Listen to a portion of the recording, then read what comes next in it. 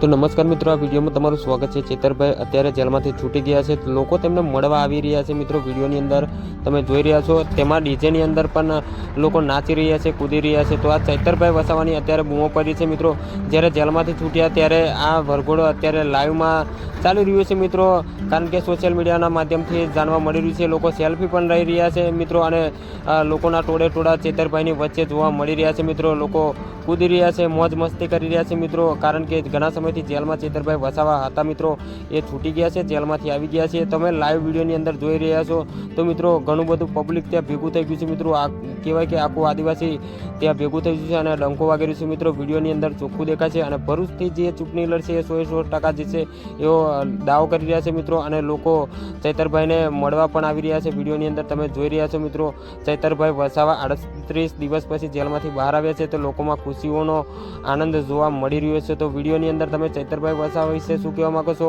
આ live video છે મિત્રો, તમે જોઈ શકો છો કે ચેતરભાઈ વસાવાના જે આદિવાસી વિસ્તારના લોકો કેટલા બધા ભેગા થઈ ગયા છે મિત્રો।